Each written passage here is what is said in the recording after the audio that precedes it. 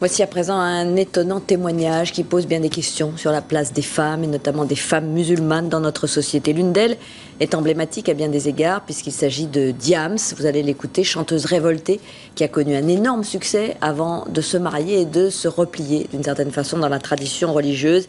Elle vient de s'exprimer longuement dans le magazine 7 à 8. Nous avons voulu savoir ce que l'on en pensait dans les cités d'où elle vient. C'est un reportage de Christelle Chiroux, Romain Harry et Fanny Augustin. Des enfants du désert.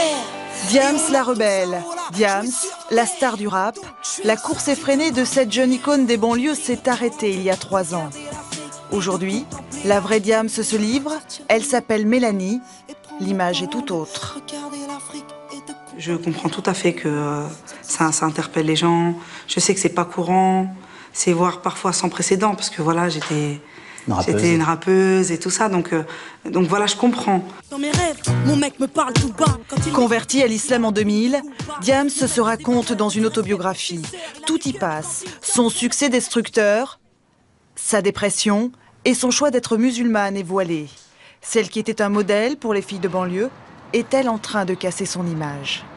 Elle savait qu'elle allait être pointée du doigt, voire même attaquée, sur le fait qu'elle ait pris cette décision. Donc elle l'a prise en son âme et conscience. Ça ne change rien pour moi.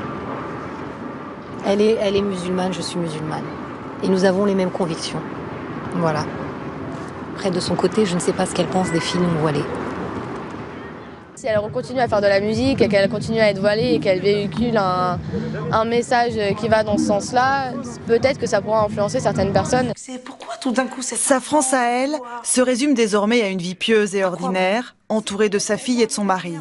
Un changement radical, certains le regrettent. J'aurais tellement aimé que Diams puisse montrer qu'elle avait un petit foulard, qu'elle n'était pas pour autant, qu'elle redéfinissait son foulard, qu'elle continuait à faire de la musique. Je suis tellement triste qu'elle ait besoin de cette carapace et de se servir de l'islam pour s'auto-exclure.